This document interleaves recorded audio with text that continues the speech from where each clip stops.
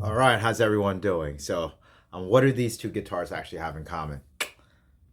Ah, the frets. All right, so both of these guitars, this Gibson ES-175D from 1990 and my Guild X500 from 1979 have both been refretted. And why did I refret them?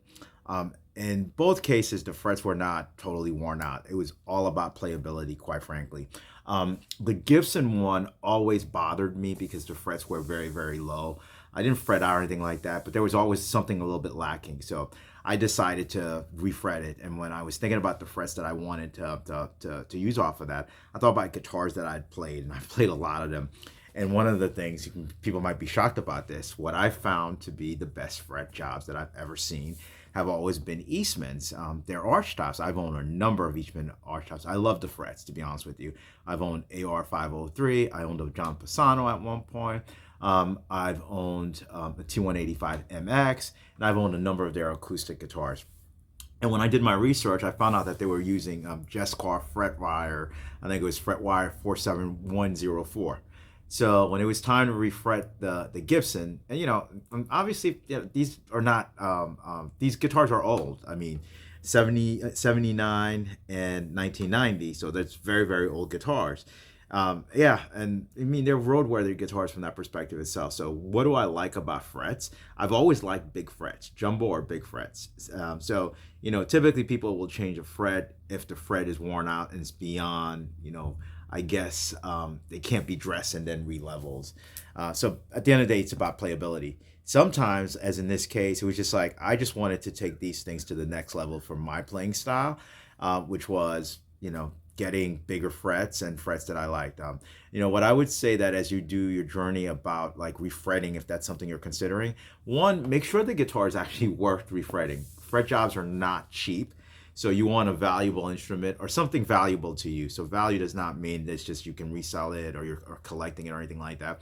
If it's your baby and you played it for years, it's time for a fret job, then by all means go to town on that stuff and refret it. So that's the first thing. I think make sure there's some value, either money wise or value to you from that perspective. Two, make sure you know the frets that you really want. And by that I mean everybody's played guitars that they really loved, and then go over a couple of them. So not all of the brands will have the same frets based upon different models. You want some consistency of that stuff. So that's really kind of what I did. I said, hey, I've always loved playing Eastmans, and I've always loved their fret jobs, and so that's why I changed that. So and also too, I think changing frets, it depends upon not just being worn out or your playability. A lot of the people who wear frets are, quite frankly, I shouldn't say this because I like heavy strings. Both of these are strung with 13s.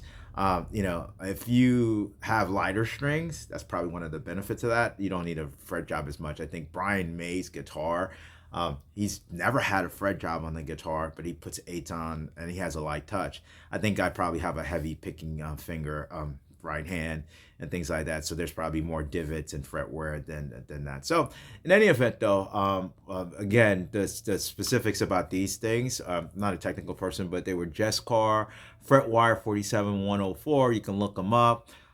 Yeah, and there would be what I would call jumbo or big frets. They're just big frets. They allow me to dig in, and they've really improved the playability in both of these instances. It's like buying a new guitar, and it's really helped my playing from that perspective. And it does make the guitar, at least to me, sound richer.